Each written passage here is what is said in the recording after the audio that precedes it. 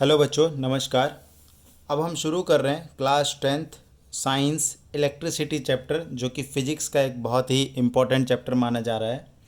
ठीक है, तो चलिए एक बात शुरू करते हैं इलेक्ट्रिसिटी की। तो इलेक्ट्रिसिटी का मतलब क्या हुआ? इलेक्ट्रिसिटी का मतलब है flow of current. Flow of current. अब ये चीज़ करंट को हमें समझने की ज़रूरत है। देखो बच्चों, जैसे कोई भी मेटल की वायर वगैरह है, कंसीडर कर लेते हैं हम लोग। ये एक मेटल की वायर होगी और इसमें ये इलेक्ट्रॉन्स होते हैं। आपको मालूम होने चाहिए मेटल की वायर में क्या होते हैं, इलेक्ट्रॉन्स होते हैं। तो ये इलेक्ट्रॉन फ्लो करेंगे तभी करंट प्रोड्यूस होगा। अब सवाल उठता है कि ये इलेक्ट्रॉन फ्लो कब करेगा और फ्लो क्यों करेगा, किस वजह से करेगा। तो मेरा नाम है रविशंकर और आप सभी बच्चों का मेरे प्यारे से यूट्यूब चैनल पे आपका स्वागत है। देखिए, अगर हम बात करें कि करंट की डिस्कवरी किसने करी थी, तो सबसे पहले नाम आता है बेंजामिन फ्रैंकलिन। इन्होंने इलेक्ट्रिसिटी की खोज करी थी या डिस्कवरी करी थी। उससे रिलेटेड चीज़ें अगर आपको देखनी है तो आप गूगल कर लीजिए, आपको पूरी स्टोरी मिल जाएगी, किसने कब खोज करी, क्या किया, नहीं किया। आपको जो इम्पोर्टेंट नेम मिलेंगे, एक बेंजामिन फ्रैंकलिन का, इसके बाद एक आपको मिलेगा Michael Faraday and Nikola Tesla. इस तरीके से फेराडे का भी मिलेगा इसमें नाम, इलेक्ट्रिसिटी से रिलेटेड अगर आप चीज़ें पढ़ोगे। और एक नाम आप देखने को मिलेगा आपको टेस्ला का। ठीक है, तो वो सब चीज़ आप देख लीजिएगा। चलिए हम बात शुरू करते हैं। तो सबसे पहले जो टॉपिक आएगा इस चैप्टर में, वो आपको आएगा बच्चों चार्ज का। एक एक टॉपिक हम लेते जाएंगे। चार्ज, देखिए चार्ज जो है दो टाइप के होते हैं। तो एक तो पॉजिटिव चार्ज हो गया, एक नेगेटिव चार्ज हो गया। एक पॉजिटिव और एक नेगेटिव चार्ज। हमें पता है कि भाई सेम चार्ज जो होंगे, सेम चार्ज वो बच्चों रिपेल करेंगे। सेम चार्ज क्या करेंगे, रिपेल। रिपेल मतलब जैसे जैसे पॉजिटिव पॉजिटिव आमने सामने हुए तो ये दूर जाएंगे, या फिर नेगेटिव नेगेटिव आमने सामने हुए तो ये दूर जाएंगे। तो सेम चार्ज जो है वो रिपेल करते हैं और अपोजिट चार्ज जो होगा वो अट्रैक्ट करेंगे। Opposite charge will attract each other. ठीक है, जैसे ये पॉजिटिव और ये नेगेटिव है तो ये अट्रैक्ट होंगे, ये अट्रैक्ट करेंगे। चलिए, तो दो टाइप के चार्ज है, पॉजिटिव चार्ज और नेगेटिव चार्ज। ठीक है, तो मेनली जैसे मेटल के अंदर में जो फ्लो करता है वो करता है negative charge. That means negative charge को हम यहाँ पे मान के चल रहे हैं इलेक्ट्रॉन। नेगेटिव चार्ज को हम क्या मान के चल रहे हैं, इलेक्ट्रॉन। देखो, अगर क्लास 11th में आपने पढ़ा होगा मेटल या सॉरी एटम के बारे में। एटम में आपको पता है कि अंदर में पॉजिटिव चार्ज होता है और शेल में जो है ना इलेक्ट्रॉन मूव करते हैं इस तरीके से। ठीक है, ये पॉजिटिव, ये तो स्टेशनरी होता है, ये फिक्स्ड होता है, मूव नहीं करते। मूव क्या करते हैं, इलेक्ट्रॉन मूव करते हैं। तो इसी तरीके से मेटल की अगर कोई वायर है तो उसमें इलेक्ट्रॉन मूव करता है, उसकी वजह से चार्ज डेवलप होता है, राइट। अब ज़रा देखिए यहाँ पर, और इसके बाद चार्ज इलेक्ट्रॉन मूव ही क्यों कर पाता है, ये एक बड़ा क्वेश्चन है। उससे पहले एक दो चीज़ और देखते हैं। जो चार्ज जो होता है वो इलेक्ट्रॉन की वजह से होता है। अगर आपसे पूछा जाए कि यार एक इलेक्ट्रॉन पे चार्ज कितना होता है, तो चार्ज ऑन वन इलेक्ट्रॉन, अगर आपसे पूछे चार्ज ऑन वन इलेक्ट्रॉन, तो ये होता है 1.6 इंटू 10⁻⁻19 कूलम। ये इतना कूलम चार्ज होता है एक इलेक्ट्रॉन पे। चार्ज का एसआई यूनिट कूलम होता है, तो आप इस चीज़ को भी ध्यान रख सकते हैं। एसआई यूनिट ऑफ चार्ज क्या रहेगा, वो रहता है कूलम। ठीक है, अगर आपको वीडियो स्लो लगे तो आप इसको 1.5 की स्पीड पे देख सकते हैं, सो दैट, क्योंकि लिखते हुए लिखना और बोलना एक साथ में थोड़ी सी स्लो वीडियो लगेगी आपको। तो एसआई यूनिट होती है कूलम। ठीक है, charge on one electron is इतना कूलम। तो अगर एक एक छोटा सा क्वेश्चन आता है कि एक कूलम में कितने इलेक्ट्रॉन आ जाएंगे, तो आपको एक छोटा सा फार्मूला याद रखना पड़ेगा, that is quantization of charge. Quantization quantization of electric charge, quantization of electric charge. तो बच्चों इसका क्या मतलब है? इसका मतलब ये है जो टोटल चार्ज होता है ना, वो हमेशा n इंटू में ई होता है। टोटल चार्ज क्या होता है? n इंटू में ई। देखिए n जो है वो इंटीजर है आपको पता होगा इंटीजर, ओ सॉरी, n जो है वो नेचुरल नंबर है, 1 2 3 4 इस तरीके का। और एक इलेक्ट्रॉन पे जो चार्ज है वो यहाँ पे जो बताया है वही है 1.6 इंटू 10⁻⁻19 कूलम। ये एक इलेक्ट्रॉन पे चार्ज हो गया। क्लियर है? तो अगर जैसे कि Q अगर 1 कूलम ले रहे हो तो कितने इलेक्ट्रॉन आएंगे? तो n की वैल्यू जैसे निकालना है तो Q अपॉन में E हो जाएगा। तो कि एक कूलम में कितने इलेक्ट्रॉन, तो ऊपर में रख दो 1 और नीचे में इलेक्ट्रॉन का चार्ज रख दो 1.6 इंटू 10⁻⁻19। तो बच्चे अगर आप इसको सॉल्व करोगे ना तो ये आंसर आएगा 6.25 इंटू 10⁻18। कहने का मतलब है इतने इलेक्ट्रॉन 6.25 इंटू 10⁻18 इलेक्ट्रॉन बराबर 1 कूलम्ब चार्ज। देख रहे हो बहुत छोटा सा चार्ज है ये जो इलेक्ट्रॉनिक चार्ज है it's very very small charge. क्योंकि देख रहे हो एक कूलम ही इतने इलेक्ट्रॉन के बराबर। होपफुली आप समझ पा रहे हो। ठीक है, तो चार्ज में फ़िलहाल इतना ही। चार्ज के बाद हम आते हैं अब चार्ज के बाद अगर हम बात करेंगे पोटेंशियल का कि भाई चार्ज फ्लो कैसे करता है, उस चीज़ को हमें समझना पड़ेगा। देखो बच्चों चार्ज जो फ्लो करता है इन द मेटल, लेट से ये एक मेटल है और इसके अंदर में इलेक्ट्रॉन फ्लो कर रहा है। इलेक्ट्रॉन तभी फ्लो करेगा जब इधर इस जगह पर हाई पोटेंशियल हो और इस जगह पर लो पोटेंशियल हो, इस जगह पर लो पोटेंशियल हो। पोटेंशियल का डिफरेंस होगा तभी इलेक्ट्रॉन फ्लो होगा। अब ये पोटेंशियल का डिफरेंस क्या है और या फिर ये पोटेंशियल क्या है, तो पहले इस चीज़ को समझना पड़ेगा कि हाई लो ये सर ये क्या कह रहे हो।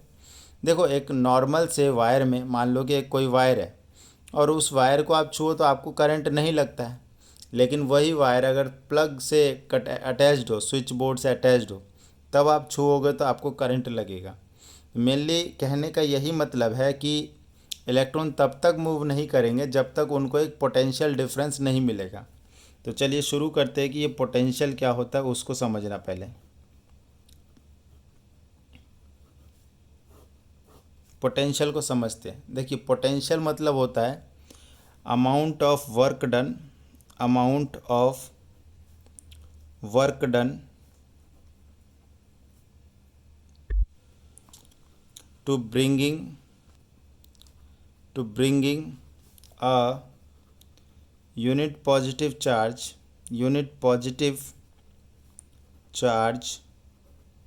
from infinity to a certain given point। देखो एक पर्टिकुलर 1 कूलम चार्ज को, यूनिट पॉजिटिव चार्ज को, लेट से यहाँ पर एक 1 कूलम चार्ज रखा हुआ है और ये कोई भी इन्फिनाइट पोजीशन है, मतलब इससे बहुत दूर, मान लो एक ये ए पॉइंट है, ये वाला पॉइंट नोन पॉइंट है, ये वाला ये नोन पॉइंट है और ये वाला पॉइंट जो है वो अननोन पॉइंट है। बात को समझिएगा। देखो यहाँ से इस चार्ज को लेके आना है, लेट से ये तो 1 कूलम है, अगर मान लो Q अमाउंट ऑफ चार्ज होता तो इस Q अमाउंट ऑफ चार्ज को यहाँ से आप इधर लेके आ रहे हो।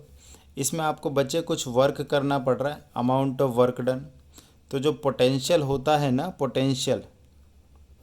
पोटेंशियल होता है आपको कितना वर्क करना पड़ रहा है कितने चार्ज को आपको लाने के लिए।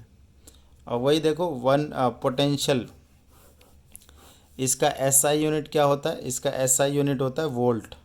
क्या होता है? वोल्ट। देख रहे हो? देखो अगर कूलम, ये जो चार्ज जो है वो 1 कूलम होगा तो ऑब्वियस सी बात है, और 1 जूल अगर काम किया जा रहा है तो पोटेंशियल हो जाएगा 1 वोल्ट। ठीक है, what is 1 volt? 1 volt is 1 volt is equal to the, if 1 joule of work is done to bringing a 1 coulomb charge from infinity to the given point. ठीक है, उसके बाद एक और छोटा सा टर्म आता है potential difference. Potential potential difference, और इन शॉर्ट मैं इसको पीडी कहूँगा। ठीक है, इसको मैं पीडी कहूँगा। अब ये देखिए पोटेंशियल डिफरेंस में, इसमें और पोटेंशियल डिफरेंस में एक छोटा सा डिफरेंस हो जाता है कि उसमें हमें दोनों पॉइंट नोन है। ये जो पॉइंट है, ये अगर ए पॉइंट है तो मान लो ये बी पॉइंट है।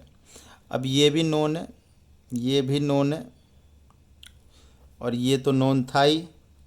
तो जब हम एक नोन पॉइंट, मतलब है ना, इस पॉइंट से इस पॉइंट लेके आ रहे हैं, तो जो वर्क जो होगा ना इसके पोटेंशियल डिफरेंस के बराबर होगा। ठीक है, यहाँ से अगर आप 1 कूलम चार्ज या फिर क्यू चार्ज लेके आ रहे हो, इस जगह पर आप वर्क करना पड़ रहा है, तो पोटेंशियल डिफरेंस या पीडी का जो फार्मूला हो जाएगा आपका, दैट इज़ वर्क अपॉन में चार्ज। तो फार्मूला तो वही रहेगा, फार्मूला थोड़ी ना चेंज हो जाता है। इन शॉर्ट पोटेंशियल डिफरेंस को वी से एनसीईआरटी में डिनोट कर रहे हैं, और ये डब्ल्यू ये क्यू। तो एक ये फार्मूला आपको देखने को मिलता है। क्लियर? तो 1 वोल्ट का मतलब वही है कि 1 joule of work is required to bring a 1 coulomb of charge from a point A to the other point B. इस तरीके से आप इसको डिफाइन कर सकते हैं। क्लियर है? अब ये देखो बच्चों कि पोटेंशियल का डिफरेंस जितना ज़्यादा होगा इलेक्ट्रॉन उतना ही ज़्यादा फ्लो करेगा। क्लियर है? अब यहाँ पे ये समझते हैं कि यार पोटेंशियल डिफरेंस क्रिएट कैसे किया जाता है। अब ये तो बहुत सिंपल सी चीज़ है, अगर आप एक बार में समझ जाओगे। Potential difference create by putting a cell in the electric circuit. अब सवाल उठेगा आपके मन में कि सर इलेक्ट्रिक सर्किट भी बता दो, जब इतनी सारी चीज़ें बता ही रहे हो। तो इलेक्ट्रिक सर्किट कुछ नहीं होता, सिंपल सी चीज़ है। देखो 4-5 चीज़ों के कॉम्बिनेशन से बनता है। जैसे एक वायर ले लो, आप बल्ब ले लो, आप स्विच ले लो, और क्या क्या ले सकते हो आप। वायर ले लिया, बल्ब ले लिया, स्विच ले लिया, आप सेल लिया, बैटरी ले लो, सेल ले लो या फिर बैटरी ले लो, और एक सोर्स ले लो, मतलब कोई एप्लीएंसेस। बाकी इसमें आमीटर, वोल्ट मीटर ये सब, और एक की ले लो। आमीटर, वोल्ट मीटर सब भी ले लेंगे तो वो सब तो अलग चीज़ है, चलो ले ही लेते हैं वोल्ट मीटर, आमीटर। ठीक है, अभी चीज़ बताऊंगा। जैसे अभी हमने पढ़ा कि पोटेंशियल और पोटेंशियल डिफरेंस, तो एक सर्किट में कितना पोटेंशियल डिफरेंस है ये पता करने के लिए हमें जो वोल्ट मीटर है उसका यूज़ करते हैं। वोल्ट मीटर एक डिवाइस होता है जिसकी मदद से वोल्टेज को मेज़र किया जाता है, और आमीटर एक डिवाइस होता है जिसकी मदद से करंट को मेज़र किया जाता है सर्किट के अंदर में। इसको हम लोग ऐसे वी से डिनोट करते हैं, इसको ए से डिनोट करते हैं। होपफुली आपको समझ में आ रहा होगा। ठीक है, तो एक चीज़ देखिए, जो करंट, चार्ज और टाइम में एक रिलेशन होता है। ठीक है, छोटी सी बात, करंट क्या है? करंट क्या है? तो देखो, current is charge per unit time. एक कंडक्टर में से एक पर्टिकुलर टाइम इंटरवल में, लेटस अगर 1 सेकंड की बात करें तो 1 सेकंड में कितना चार्ज यहाँ से मूव कर पा रहा है, दैट इज़ द करंट। और जितना ज़्यादा चार्ज मूव कर पा जाएगा तो आप समझ पा रहे हो कि उतना ज़्यादा करंट होगा। अरे जितने ज़्यादा इलेक्ट्रॉन मूव करेंगे, जितने ज़्यादा इलेक्ट्रॉन मूव होंगे, करंट उतना ज़्यादा। ठीक है, जितने ज़्यादा इलेक्ट्रॉन मूव करेंगे करंट उतना ज़्यादा। तो ये हो गया हमारा फार्मूला, I = Q/T। अब ज़रा थोड़ा समझते हैं बातों को, है ना। करंट की अगर SI यूनिट की बात की जाए तो ये हो जाएगा एम्पियर। करंट की SI यूनिट क्या हो जाती है? एम्पियर। इसको A से डिनोट करते हैं। मेज़र कैसे करते हैं करंट को? करंट को मेज़र करने के लिए हमारे पास होता है आमीटर। हमारे पास क्या होता है? आमीटर। सर्किट में इसको इस तरीके से सीरीज़ में लगाया जाता है। ठीक है, इसको आमीटर को सीरीज़ कॉम्बिनेशन में हमेशा लगाया जाता है। Series combination. ठीक है, जैसे देखो एक कोई सर्किट, लेट से यहाँ पे एक सर्किट मैंने बना दिया। ये अभी सर्किट वैसे ही बना के दिखाना ही था। चलो एक बैटरी ले लिया, एक की लगा दिया और इस तरीके से हमने इसको ऑन कर दिया। क्लियर, ये हो गया ऑन। अब देखिए ज़रा, जैसे ये बैटरी पे अगर आपको साइन दिखाना है तो जो छोटा वाला डंडा होता है उस पर माइनस और बड़ी लकीर पे प्लस दिखाना है। और जो करंट मूव करता है वो पॉजिटिव टर्मिनल ऑफ सेल से नेगेटिव टर्मिनल पे मूव करता है। तो आप इस तरीके से इसमें दिखा दो करंट मूव करते हुए, राइट, इस तरीके से। ठीक है, तो जैसे मान लो कि हमें मेज़र करना है कि यार करंट फ्लो कितना हो रहा है, तो मैं एक काम करूँगा यार, यहाँ से कहीं से भी वायर कट कर दूँगा। लेट से यहाँ से कट कर दिया और यहाँ पे आमीटर ऐसे जोड़ दूँगा। ठीक है, यहाँ पे इस तरीके से बीच में वायर नहीं दिखेगी, एक यहाँ से ज्वाइन हो जाएगा, यहाँ से ज्वाइन हो जाएगा। इसमें भी करंट जो है प्लस टू माइनस जा रही होगी। ठीक है, तो इस तरीके से ये हो गया। मेज़र करते हैं आमीटर से, इसको सीरीज़ में लगाया जाता है। डिटेक्ट किससे करते हैं? करंट को डिटेक्ट करने के लिए भी एक डिवाइस होता है, उस डिवाइस का नाम है गैल्वेनोमीटर। उस डिवाइस का क्या नाम है? गैल्वेनोमीटर। ठीक है, गैल्वेनोमीटर। तो ये छोटा सा फार्मूला है। और चार्ज की एसआई यूनिट तो आपको बताई दी, कूलम्ब होती है। टाइम की एसआई यूनिट सेकंड होती है। चार्ज की एसआई यूनिट कूलम्ब, टाइम की एसआई यूनिट सेकंड। बाकी ये एक फार्मूला है। देखो अभी तक जो फार्मूला आ गया, एक तो Q इक्वस टू में N इंटू में E, और एक आ गया पोटेंशियल डिफरेंस PD बराबर में W अपॉन में चार्ज, और एक आ गया I बराबर में Q अपॉन में T। ये तीन फार्मूले आ गए। एक छोटा सा क्वेश्चन कर लेते हैं और इस वीडियो को यहीं पे विराम देंगे। छोटा सा एग्जाम्पल नंबर 12.1 है, इसको देख लेते हैं। इजी सा क्वेश्चन है। देखिए करंट जो है वो 0.5 एम्पियर है, ये मैंने लिख लिया। Is drawn by a filament of an electric bulb for 10 minute. इतना करंट 10 मिनट तक जो है वो फ्लो हो रहा है। इसको अगर आप सेकंड में कन्वर्ट करोगे तो 60 से आपको मल्टीप्लाई करना है। 10 इंटू 60 तो बच्चे ये हो गया 600 सेकेंड। कितना हो गया? 600 सेकेंड मेरे प्यारे बच्चों। Find the amount of electric charge. आपको बेटा चार्ज निकालना है यहाँ पे कि चार्ज कितना होगा। तो बहुत सिंपल सी चीज़ है कि सर अभी अभी आपको मैंने ये वाला फार्मूला बताया, I बराबर Q अपॉन में T। तो यहाँ से हम कह सकते हैं Q इक्वस टू में करंट इनटू में टाइम। करंट हमें 0.5 दे रखा है और टाइम जो वो 600 सेकेंड है, तो आंसर आ जाएगा 300 कूलम। आंसर कितना आ गया? 300 कूलम।